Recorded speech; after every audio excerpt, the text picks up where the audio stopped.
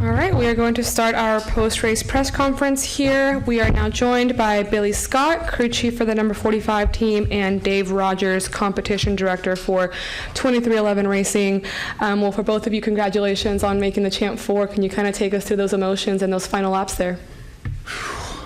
Incredible. I don't know if it's still sunk in yet. To put him out there on a little bit of a tire disadvantage in the first place and have him drive from fourth back up to the win was amazing. So just happy to be a part of it. I think it'll sink in the next day or so, and we're ready for it, though. Dave? Yeah, just super proud of this 2311 team. Super proud of Billy over here. What a call there. Everything on the line, and he just makes this great gutsy call. He asked me what I thought, and I said, hey, my gut is to do this. And he said, well, we're going to do a little something different. And he wrote it out, and it turned out to be the right call. So congrats to him, the engineering staff that supports him, and everyone at Airspeed. This is such an exciting moment, and to have such a big win to get to Phoenix is, it's icing on the cake. It's really exciting. All right, we will go ahead and open it right up to questions. We will start up here with Reed Spencer. Reed Spencer with the NASCAR Wire Service. Billy, given how quickly the cars had fallen back earlier in the race on 4-lap older tires, what kind of strength of will did it take for Reddick to stay up front and run that final lap the way he did? Yeah, it's incredible.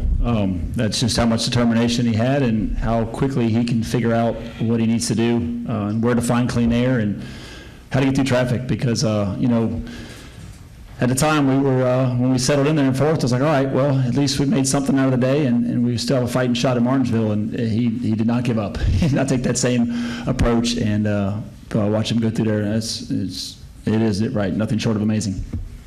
All right, we're going to go to Davey. Davey Siegel with Sirius XM NASCAR Radio. So, Billy, when you called Tyler to pit road and you see him kind of tumble down the running order, obviously hope wasn't lost at that moment, presumably, but was there a line of delineation when you thought it was going to be okay versus not okay to be able to leave him out if a caution did come out like it did? Yeah, I think we probably would have been committed either way.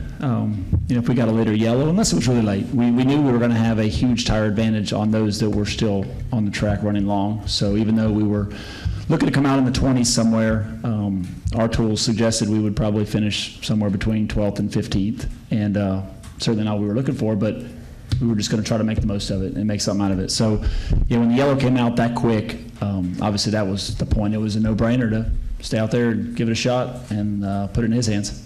Did you think that he'd be able to hold everybody off the way he did and then have a little bit left in the tank? It's funny. Dave and I were talking about it real time when that all happened. Like, yeah, I think we can do it. And it's like I don't really know what to think. We had not seen that situation. Like you said, that guys that stayed out earlier with 4 to 6 laps of green laps, and we had about 1.5 before the yellow came out there. So we knew we had a better shot at it than them. But honestly, we figured a lot of it was going to come down to the first turn on the restart and being able to get clear and hold them off, and would have felt a lot more confident. Never in my wildest dreams did I imagine we would get split into turn 1, fall back to 4th, and in a matter of a few laps, drive back past those 3. Let's go to Daniel. Daniel McFadden, frontstretch.com. So both Tyler and Blaney both said that they couldn't believe that Tyler was able to stick the landing, so to speak, going to the outside like he did in turn 3, there on the last lap. So they're coming down the backstretch. What are going through your minds about what he might do, and what he did? What was the first thing that popped in your minds? Well, I watched qualifying round 2, so I knew what he was going to do. But fortunately, Explain that. Fortunately, Blaney didn't. Yeah, I didn't know what to expect, honestly. I mean, we were watching as intently as anyone. I was amazed probably still trying to recover from watching him drive by Denny previously. Just to get in position to do that, kind of figured, like, I joke about it, but I kind of figured he was going to send it on the top because, I mean, that's where his comfort zone is. And, after a few laps on tires, that was fairly dominant lane. So, like you said, just amazing. He stuck it perfectly and was able to get to his outside before he could block it. Let's go to Jordan. From Bianchi Athletic, I apologize this got asked. Tyler's had a lot of moments in his career, right, at the cup level, but is this like his signature moment of just elevating himself to a higher level than you guys have ever seen before? Yeah, I would say so. Yeah. With everything on the line, it doesn't get any bigger than this until we get to Phoenix. And for just to watch the guys that are battling for the cut line and in must-win scenarios and stuff to all be up there running the top 6, 7, that's all it was for the second half of the race. To be able to do that against them and figure out how to get by 3 of them in a few laps, yes, I think that puts a statement on how good he is. Yeah, I mean, I agree. It's, he must-win situation, the 45, the 11, the 12, they're all hungry. They're all fighting for a playoff berth or a championship 4 berth. So best of the best going at it with everything they have. Tyler at a tire disadvantage, a clean air disadvantage, and still prevails. I mean, I think it speaks volumes about how good of a driver he is, how determined he is, and just how much talent he has. It's a pleasure to work with Tyler. It's a pleasure to work with the entire 45 team, but the whole group, they have so much talent, and to perform at this level today, I think they just showcase what they're capable of. We're going to go to Dustin. Dustin Long, NBC Sports. For Billy, last week, the talk is, and even Tyler said, hey, maybe it was more too aggressive in that situation. But aggression is also what makes him what he is. And I know it was a desperate situation today, so it's easy. But I guess how you see that aggression, how you work to mold that, and maybe that's something you even work and talk with him too, Dave, is just, I just think about the last 2 weeks, last week and this week. Last week, maybe there was too much aggression, and this week, maybe Tyler Reddick doesn't win if he's not Tyler Reddick. That's right. And I think first off, my opinion was last week was not too aggressive. Was there risks involved? Yes. Was there risk on the guys that just took 2 tires, middle of the race, and stayed up front, having to have better cars on better tires behind them? Yes, that's part of what we do. So we were very supportive of him this week. I think he was probably harder on himself than anybody else was within our company. But like you said, that's who he is. That's what we're promoting. And when you're in this situation with, last week wasn't a must-win, but this week I think was a lot closer to that. And Phoenix will be close to that again. So that's the aggression you need at this point in the season. I think we got away with a lot through the summer months of being semi-conservative, of just taking what it would give us. And, we learned to race that way and scored a lot of points because of it. But now when it's all on the line and you got to have wins, it changes. And Dave, I don't know if you, from your perspective, is in the performance aspect. Yeah, I think you play to your player's strengths, right?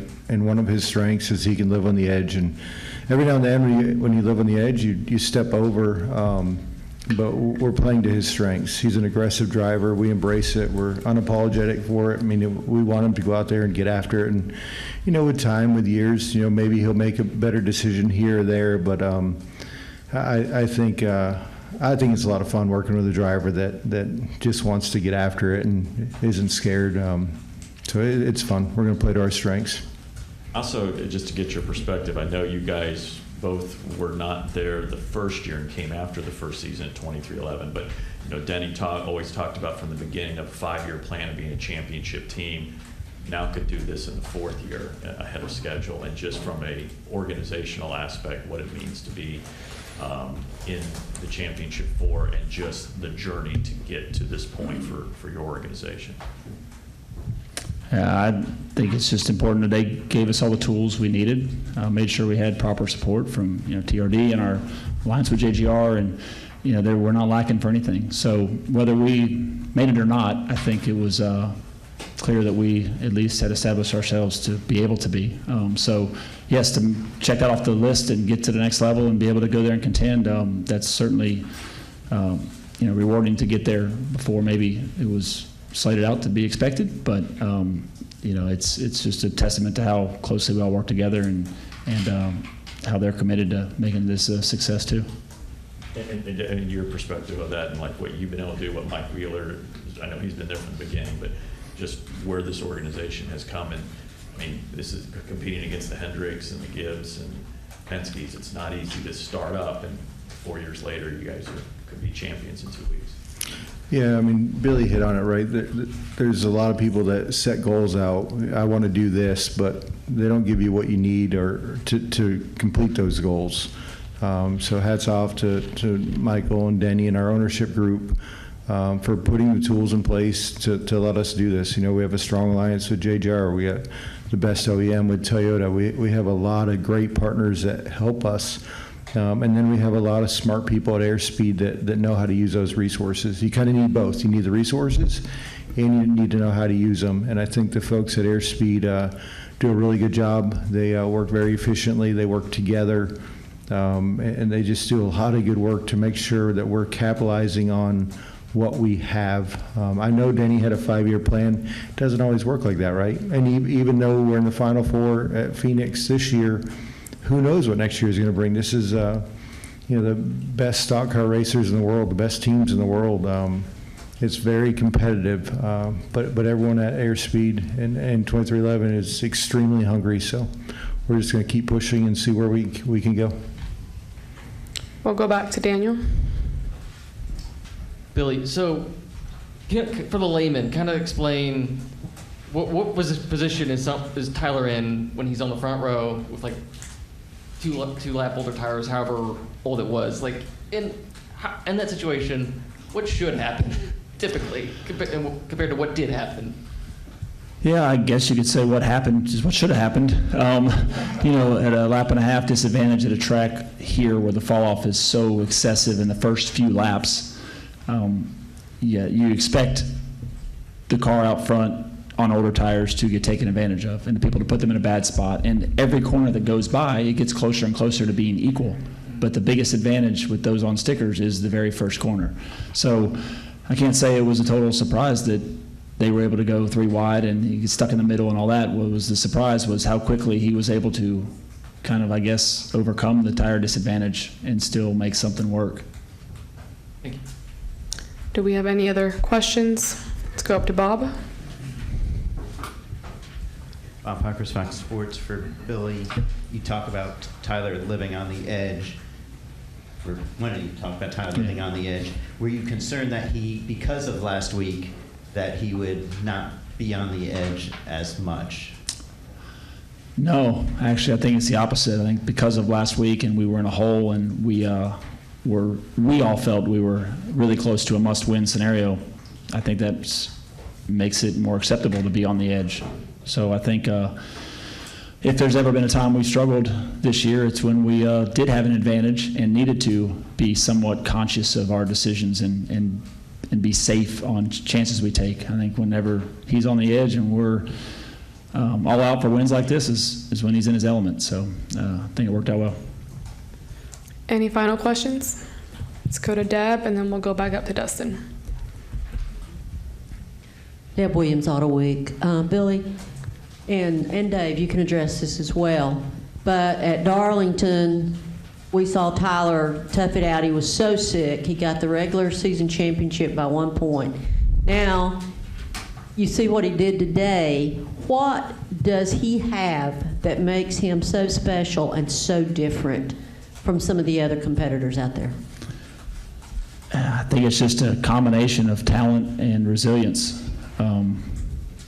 When things aren't going right, I sometimes think he's in his element. Right? He seems to deal with that really well, stay calm and focused, and he has that much talent to fall back on to where, even if he has to overcome some sort of disadvantage, whether it's being sick or tire advantage, whatever, he's been able to. Dustin? Did Dave have an answer for that? Yeah, I just echo what Billy said. He's an incredible talent. He's just got everything it takes, and he's really young. He's got a lot of growing to do still, but he has an abundance of talent. He wants to win. He's determined to win. He puts the work in. He doesn't come here unprepared. He comes to the racetrack prepared. He knows what has to happen each week. He's just checking all the check boxes right now. Thank you. Dustin Long, NBC Sports. This may be more for you, Dave. Obviously, off track, there's a lot going on and uncertainty, at least from the outside, with the organization, with the lawsuit and the charters and stuff like that.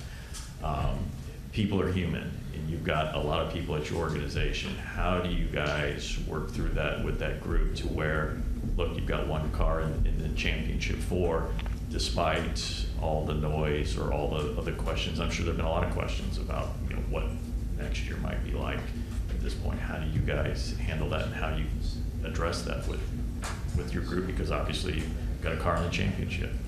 Yeah, it's a good question, but I think we just answered it. We represent the competition department, so we compete. Our ownership is committed to giving us the resources we need to compete, and it's our job to use those resources the best we can, regardless of any outside situation, whether it's the one you bring up or any other situation, right? We're here to win races. And I think everyone at 2311 is focused on that. I think any team that competes for a championship or wins a championship has to deal with distractions. There's so many roadblocks in the way, there's so much noise, there's so many distractions. I don't care who it is, when it is. If you're going to win a championship, you have to fight through adversity. And that's just part of it. So this is one of those distractions that we're choosing to ignore and just compete at the highest level we know how. Billy, Dave, congratulations and thanks for the time. Thank you. Thank you.